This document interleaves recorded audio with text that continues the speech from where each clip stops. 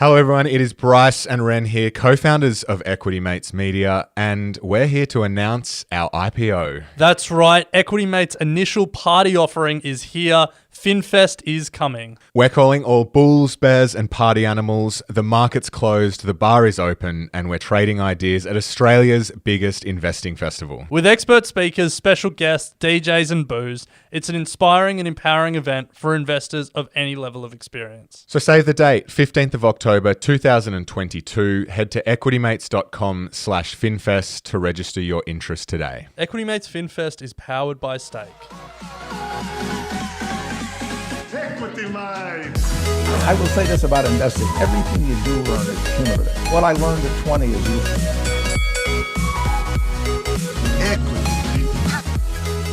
Welcome to another episode of Equity Mates, a podcast that follows our journey of investing. Whether you're an absolute beginner or approaching Warren Buffett status, our aim is to help break down your barriers from beginning to dividend. My name is Bryce, and as always, I'm joined by my equity buddy, Ren. How are you going? I'm very good, Bryce. I'm very excited for this interview. One of the, I'm going to say, most inspiring fund managers we've had on the show. One of the interviews where I really remembered why I love investing. We spoke about some of the best-known companies, the Teslas, the Spotifys of the world. We spoke to this expert last year. Obviously, some of those names have sold off a little bit from there. So we've got him back on to talk about it and hopefully get inspired all over again. That's it. Our audience have been asking for this one, and it is our pleasure to welcome back to the studio Tim Samway. Tim, welcome. Pleasure to be here. Thanks, guys. So Tim is the chairman of Hyperion Asset Management. They're an Aussie-based fund manager focused on buying the highest quality companies at reasonable valuations. Hyperion manages approximately $13 billion, including, in the interests of disclosure, and my co-host Ren here, you're on the fund. I am, yes. Loves what Tim is doing. So no pressure, Tim, on this interview. Ren will be picking your brains. Hyperion's Global Growth Companies Managed Fund is ASX listed.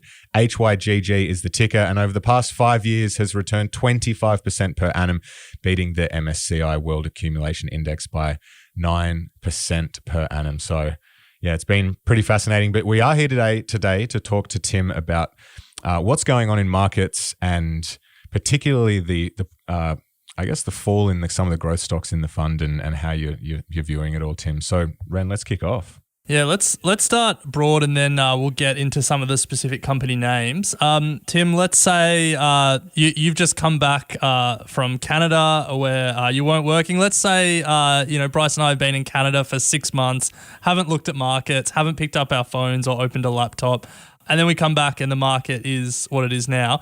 How would you explain, or how would you summarize what we've seen over the past 6 or 12 months? So, I think I'll go out on a limb and say we're actually now post-pandemic, even though there's cases.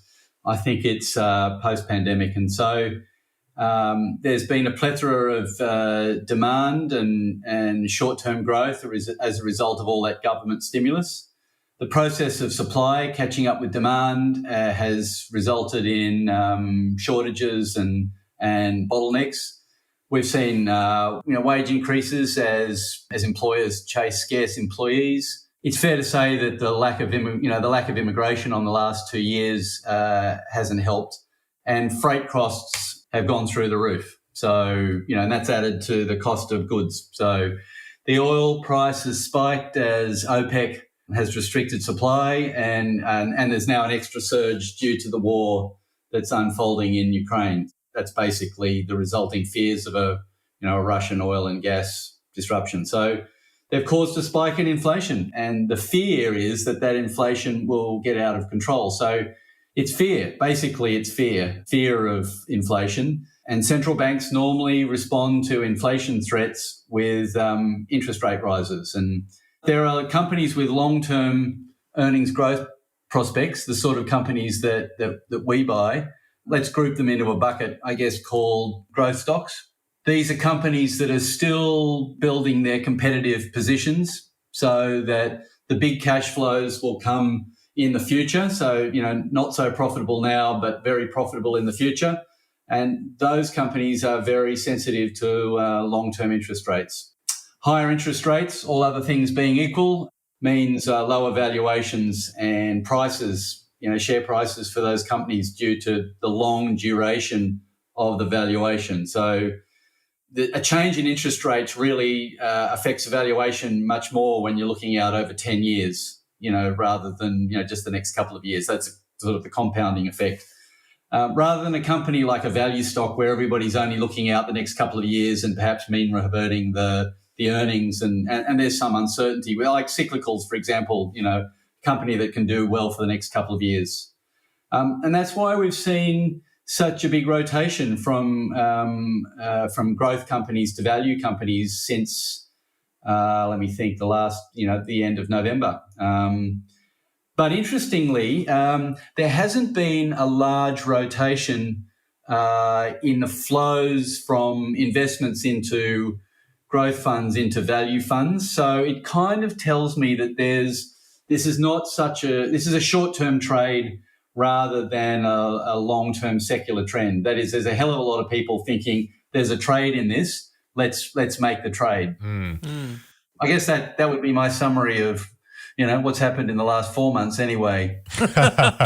There's always a lot going on, particularly at the moment. But look, Tim, as a long-term investor, you sort of have your average holding period of 10 years for companies in your portfolio. And you mentioned there that you're really playing in that growth stage. So how are you approaching this sell-off at the moment and thinking about the companies that are in the fund? Well, I mean, no, we haven't changed. Like, we're not a leopard. We don't change our spots. It's an opportunity to build positions in outstanding businesses that are being sold off on macro fears. I'd argue that a lot of it's sentiment. Well, I'm assuming we're going to get to some companies in a bit, so I'll talk to some of the results we've seen in earnings season. But I think a lot of the fears that are causing this sell-off are actually unlikely to eventuate. And certainly, I mean, some of them will. There's some steps along the way, but like not to the extent that everybody is fearing. But having said that, we've reduced our cash holdings. We've invested in our strongest names for the long term because, hey, that's what clients pay us to do. So removing investor behaviour this is the time where actually sticking to your process and not getting into that natural investor behaviour is very important. So I'll talk about some of the stocks we've sold down and the reasons we've done so. But we'll get to that, I'm sure. Yeah. Let's move to, I guess, some of those individual names. But I want to frame this part of the conversation in a guide to long-term investing that we came across on Hyperion's website, titled "Investing in a Winner-Takes-All World." So as we get to the individual names, the companies that you hold in your portfolio, I'd love to sort of frame the conversation in this winner-takes-all world concept. And I guess to start with, can you explain why we're in a winner-takes-all world and how does that sort of inform your view of long-term growth investing? Sure. So, okay, how do I put this? So in any sector, there'll be companies of varying quality. So, and normally the variances in the quality and the duration of their earnings will be taken into account by the market and expressed as the current price. In some sectors, however, one company can create a competitive advantage, a sustainable competitive advantage that creates what's called a power law relationship between it and all the other companies. And what I mean by that is it's not a term that I guess everybody would have come along, the expression power law, but it's when one participant in some particular market accrues a very substantial proportion of the market share or the revenue, particularly of a market, and all the other participants fight it out for second place. In a way, it's a bit like sport. So, take a sport like tennis, like men's and women's professional tennis, perhaps, where the same few players seem to win most of the tournaments. They win most of the prize money. They get most of the sponsorships. But if you actually watch a lot of tennis, you realize they actually only win by a couple of points every time. There might be a game or two in it, but the same people tend to win most of it because they've got that lead.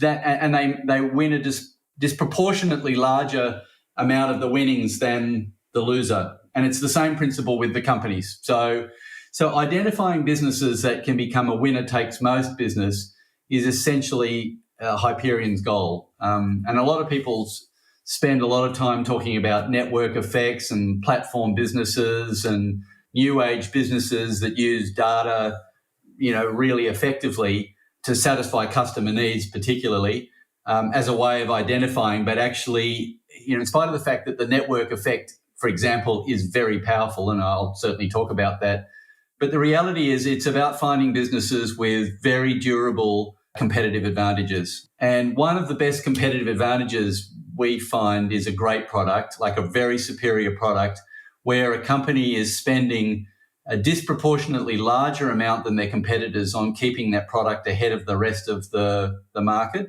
So it's reinvesting to maintain that superiority. And because of that superiority, they end up in a position where they attract the capital, they attract the intellectual capital, particularly in these tech, IT, database businesses. And so it enables them just to stay one step ahead. And also it gives them optionality. That is, the ability to start other businesses. It's sort of for want of a better word, it's the Amazon effect. It's like we're relentlessly trying to come up with new ideas. Oh, look, here's our Amazon Web Services. Let's start that. Wow, it's basically delivering most of the profit of the company now, that sort of thing. So, Tim, let's take a look at some of your top holdings. And when we last spoke, Tesla was the largest holding in your fund. Firstly, is this still the case? And then do you still think that Tesla is the winner takes all? So no change. It is still the largest holding. And that's in spite of the fact that that car manufacturers all around the world are really pushing very hard to produce EVs. They actually possess that first mover advantage, and it's not just in the car; it's actually every part of the supply chain and the car. So it's the batteries, it's the motors, it's the software, it's the distribution, it's the cost of production, the margins. And they've only just started to ramp up production. They're about to open, 2 new factories, and they've got unmet demand. That is, they're outselling other EVs just all around the world. I've just been in Canada. I was in Vancouver. It's just ridiculous how many Teslas are driving around the city. I mean, every 4th car seems to be a Tesla. And it's the first time I've actually stood in front of a Model Y and had a good look at it, because they're not out here yet. And I just thought, I love that car. That's a terrific looking car. It's like a little Model X, and it's just not a monster. So they're opening new factories in US and Texas and in Berlin, and that should help them cement their position. I mean, the work they're doing on self-driving, full self-driving, is groundbreaking. They're the leader in using artificial intelligence and cameras to use the car. So most other manufacturers are looking at using some mixture of technology, LiDAR and cameras.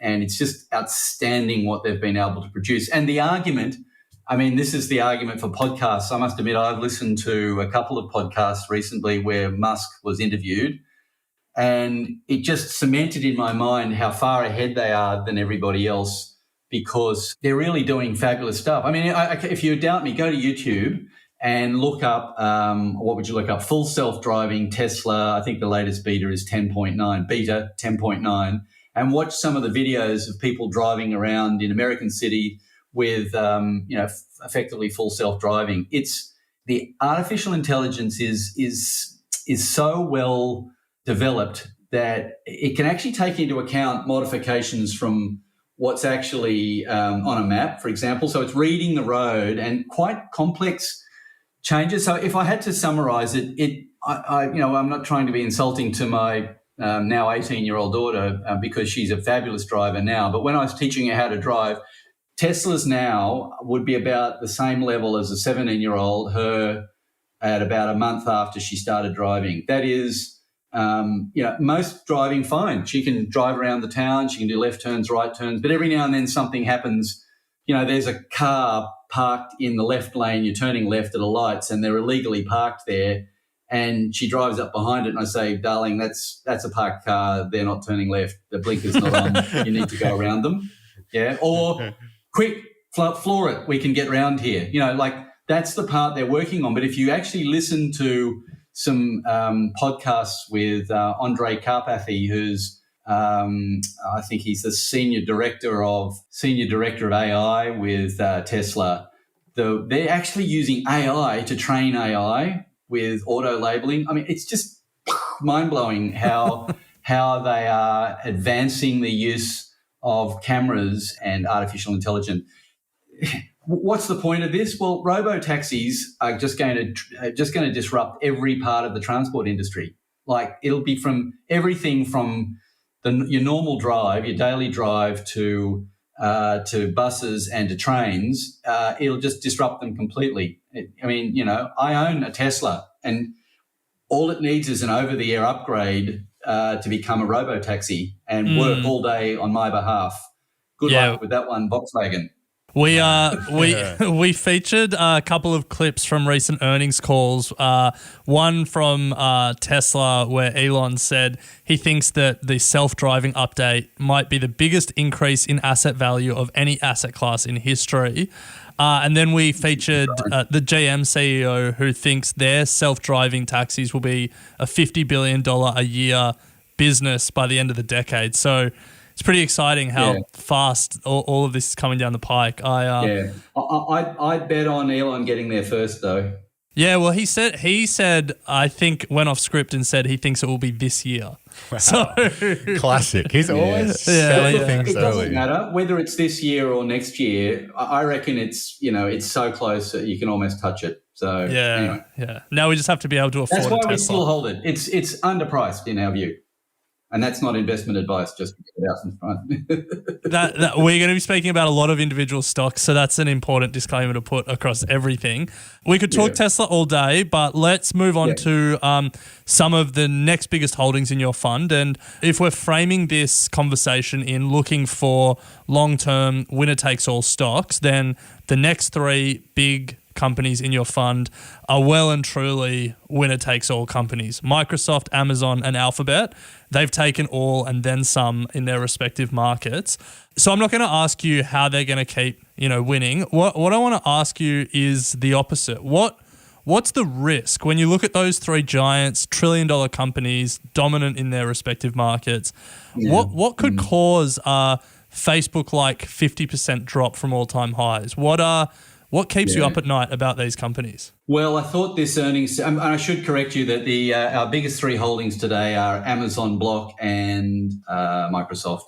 Okay. So we've actually lowered our weighting in Alphabet, Google, and that's because the data restrictions they're facing as a result of the changes to iOS by Apple and the privacy changes. So I'll keep my comments to Amazon, Block, and Microsoft.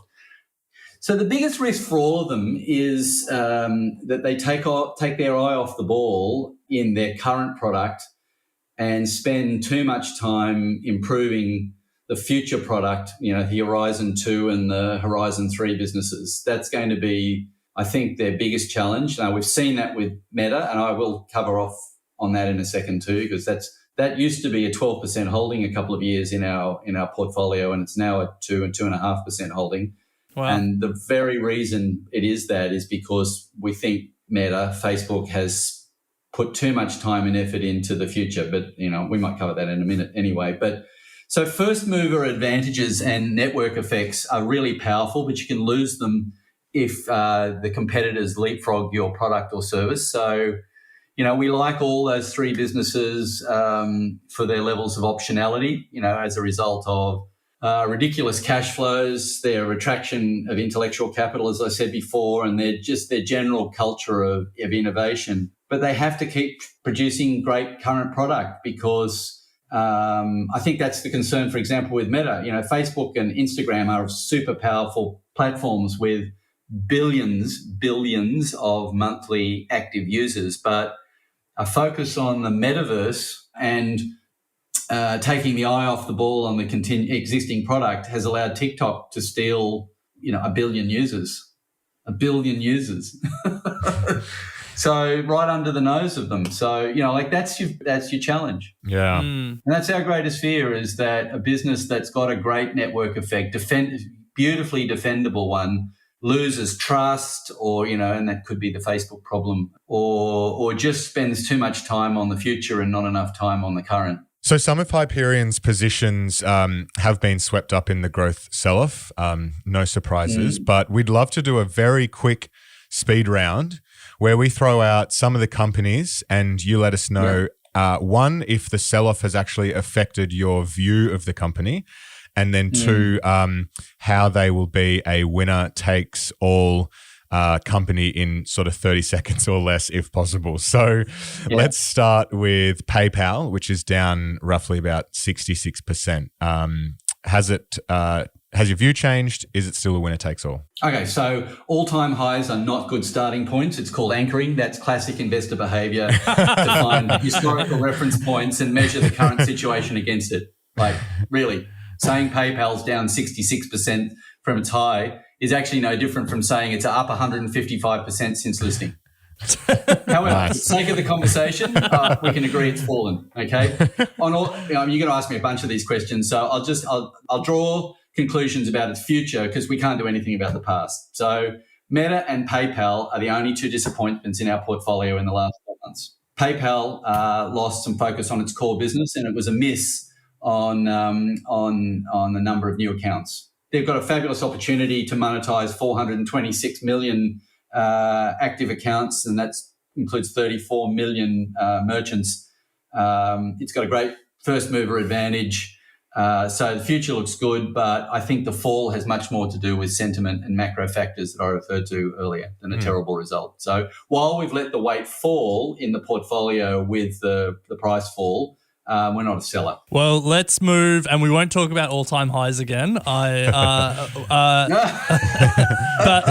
let's move to Block, now the owner of Afterpay. What are your thoughts on them? Are they going to be a winner takes all? It's been operating in an information vacuum since November. It's been nothing. When they finally put their result out the other day, it went up 40% in a day. Like, oh, this is madness. Wow. And then it's back again. Macro factors at work. This is just the thesis on Block hasn't changed. It's a modernization of banking, stealing market share from incumbent banks. The thesis also applies to Visa and MasterCard, although the upside is not as considerable as with Block and PayPal, and that's why we have Visa and MasterCard at smaller weights. But no, the thesis hasn't changed. There you go, under 30 seconds. Nice, perfect. So we've spoken about Meta, a company that splits our opinion in the group. So let's just move to Spotify. Well, I should say on Meta, okay, they need to bring their focus back to the advertising business. They took staff and moved them to Reality Labs. They need to keep focusing on the rivers of gold, which is advertising. Keep going. Sorry, I felt like I. Good commentary. Good commentary. So another one that's been making headlines, Spotify. Love Spotify. Nice. Well, that's all you need to say. What are your thoughts? Look, that was a surprisingly good fourth quarter result with good user growth. The margins were improving. Revenue was up 20-something%, 23, 25%. Monthly active users up to 400 and something, I forget the number, 405, 406 million active users. They're on a target to reach 1 billion users. All the signposts are good. No change to our view. Yeah, and then the final one that isn't really present in our lives in Australia, but gets so much buzz in, I guess, the investing world, Roku. What are your thoughts? So the shift to on-demand from linear or physical content continues, and Roku sits at the heart of that. Its competitive advantage is largely derived from the data it collects. I mean, seriously, it can deliver advertising based on age, sex, where you are, what you're watching. That's really powerful. It's the market leader by a big margin, and the data keeps it there. No change to our thesis. The drop is sentiment. It's an interesting opportunity. It's an interesting company. But look, there are plenty of companies in your portfolio, Tim, that are lesser known names that we'd love to spend some time unpacking. So we're going to do that just after this break where we hear from our sponsors. So, as we said, plenty of lesser known names, some smaller holdings that aren't often spoken about in the Equity Mates community. So, let's have a chat about those. A company we'd love to start with is Intuitive Surgical, which is one of the coolest $100 billion companies that few people have actually heard of. So, can you tell us a bit about the company? Well, you'll only start hearing it if you're a man of my age, when you start thinking about things like prostate cancer and, the stuff that you don't want to think about. The thematic is the modernisation of healthcare. It's basically improving surgery and surgery techniques. It enables physicians and hospitals to improve outcomes for patients. So it's robotic surgery. They've got a product called Da Vinci. It lowers the total cost to treat each patient episode. It's a robot technology. It's got better imaging, takes out the tremors from, like, a surgeon has tremors. It takes all of that sort of stuff out. It's ergonomically designed, so a surgeon doing difficult surgery doesn't need to, in a weird position to do it. They can actually stand comfortably looking at a screen, and the system does it. And it does it through a smaller hole, better outcome. Like, it works for the patient, better outcome. It works for the surgeon, better outcome. And the hospital gets more successful outcomes. And lots of health funds pay hospitals on good outcomes. That is, they penalise them on bad outcomes.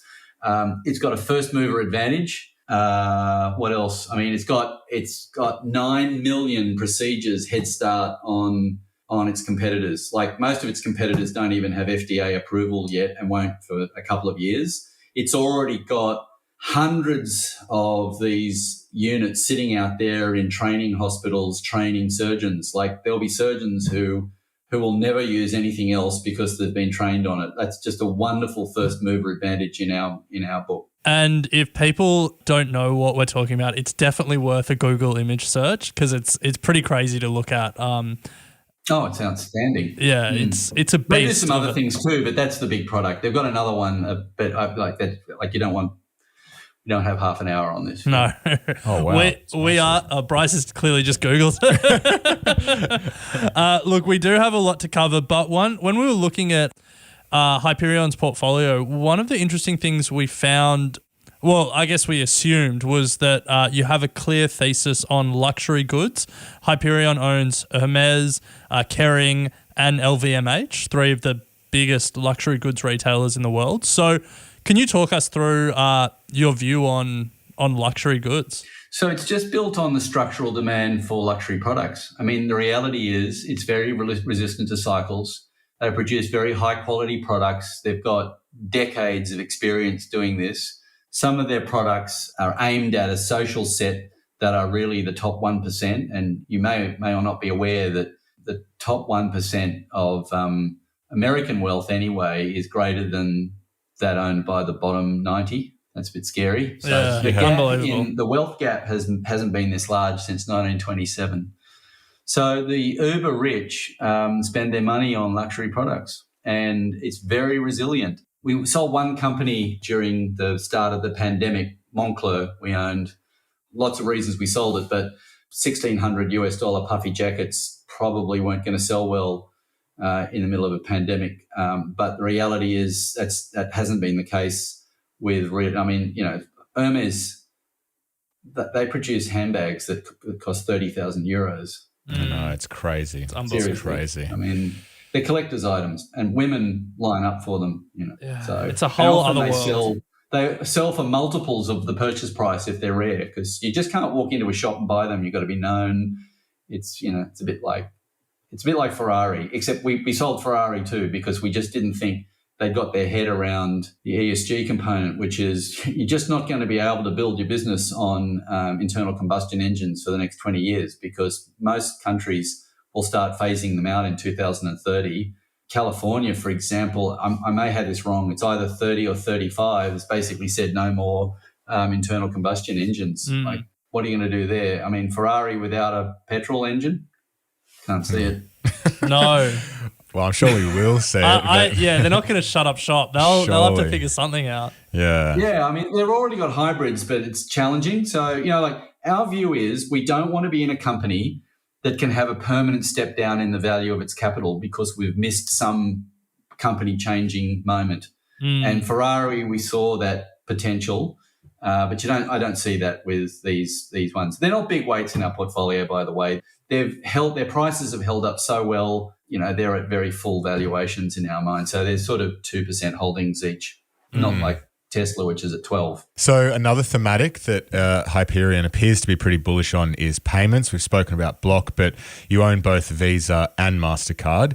So why is this theme appealing, and how remote do you think the risk of crypto and blockchain is to disrupting the payment rails of Visa and MasterCard and their market positions? We've looked a lot at blockchain, but it just doesn't have the processing speed to handle the number of transactions. I'm a big fan of blockchain as an idea.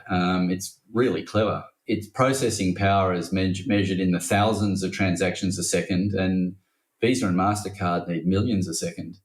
Until computers catch up, it's not a goer. PayPal and Block have added crypto, but the margins are ridiculously small, and so it's not a big contributor. I can't see Visa and MasterCard adding crypto. I mean, I don't know. It's not. I don't know enough about what their innards look like to give you that insight. They're rails. They're terrific in what they do. I think both of them will be glad to see customers traveling again, because that's where they make most of their money. Certainly, they made a truckload out of me in Canada. Every time you slap that card down, they just smash you. So that's where they make their money. Yeah. Bryce had to find a way to shoehorn crypto into this conversation. Come on. We could keep speaking about growth stocks all day, but as well as Hyperion, you're also interested in, I guess we've grouped them as alternative assets. Yeah.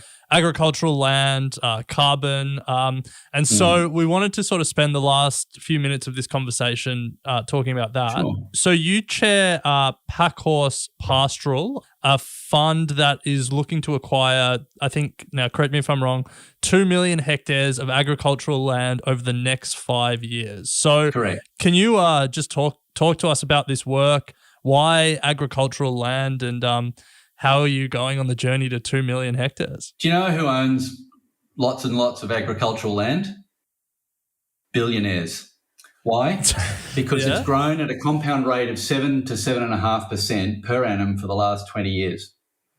And actually, if you take longer periods and you go back and slice it into any 10-year period, you'll get somewhere about 6 to 7%. That's before the yield. That's just the underlying value of the land. Why?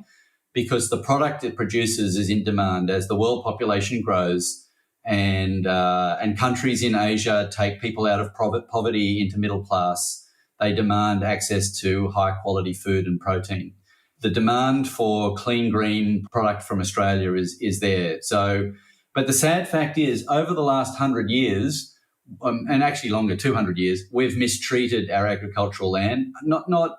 Not out of any malice. What we've done is we've brought over the management practices that were used in the UK, where it rains just about every day of the year, and we've just overused fertilizers, and we've had lack of regard for soils. And our focus is just on the farmland that we can rejuvenate and regenerate by using natural practices. They've been proven. This is not voodoo.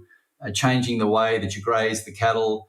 We just add capital to business to properties that are degraded, and frankly, it makes a huge difference. We can increase the number of cattle we run on it on each property. That increases the yield, and it increases the value of the property. It's a property play, but the nice part about it is, if you do all these things right and you follow the formula, you will also add more grass and more leaf through photosynthesis puts more carbon dioxide into the ground as carbon, soil organic carbon, and the government pays you for that as well in the form of Australian carbon credit units.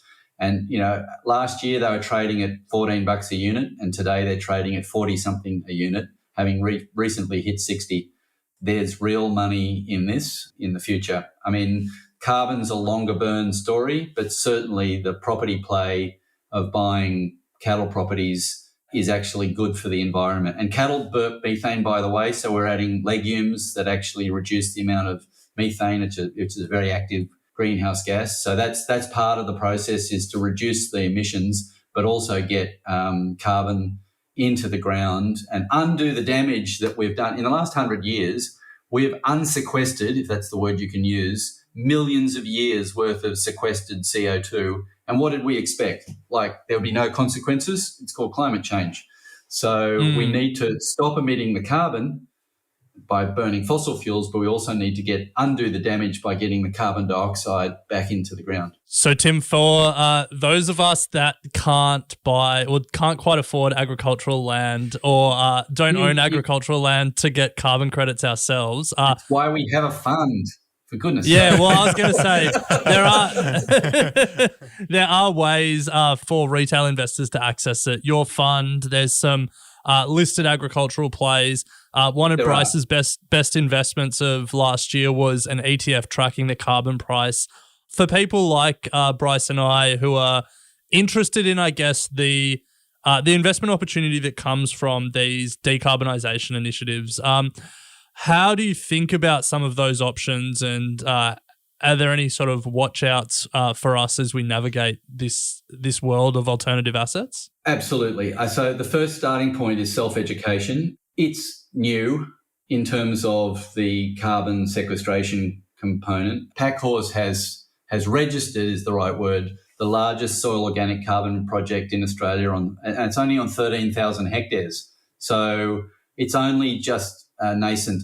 But I encourage you to read wherever you can on this. There's some books that are worth reading. There are plenty of articles. Go to our Packhorse website. We've just got loads of white papers and interesting information there to have a look through. I mean, by the way, Packhorse Pastoral Company is an unlisted public company, and investments are only for sophisticated investors. So it's not just a standard retail product. I should say that up front. But there's plenty of education. We run ESG seminars where we talk about what this is doing for the future. And I just think it's worth educating yourself.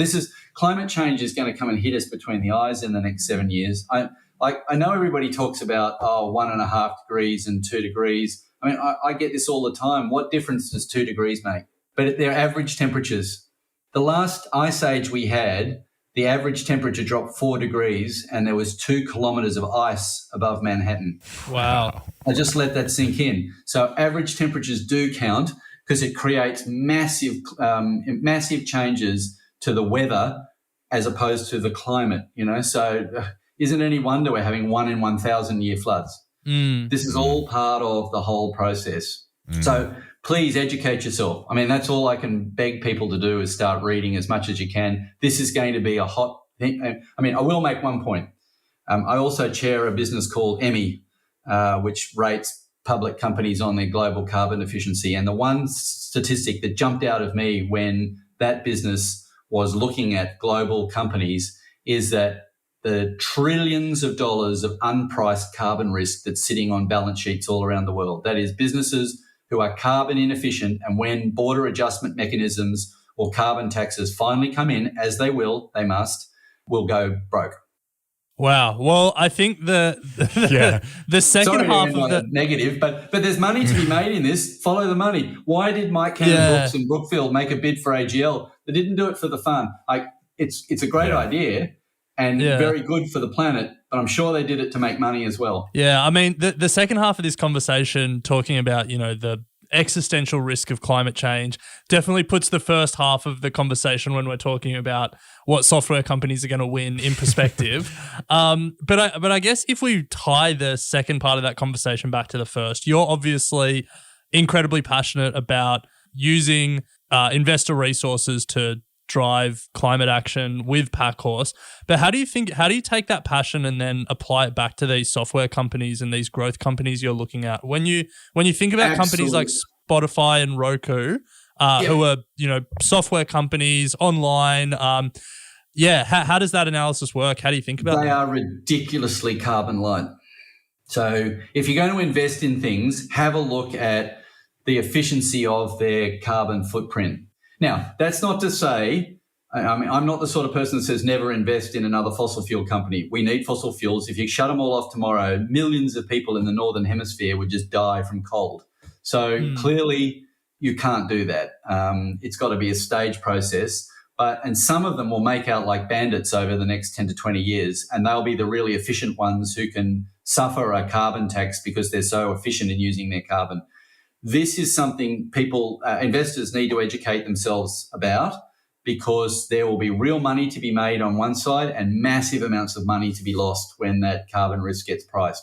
In our portfolio, we have a very carbon light portfolio that is very carbon efficient. Most of the businesses we've gone today have very light footprints when it comes to carbon. And we think that's super important. That's a standard tenet of Hyperion's process, is to understand the carbon intensity of the business that they invest in. So, Tim, I'm going to throw one question at you without notice, and completely fair if you don't have an answer front of mind. But when you were speaking about that billions or trillions of dollars worth of carbon risk sitting on balance sheets, I wonder, is there a company that has a lot of this carbon risk, this climate risk, that might surprise us, that you wouldn't expect to have a lot of that carbon risk sitting on their balance sheet, but when you look under the hood, it really does?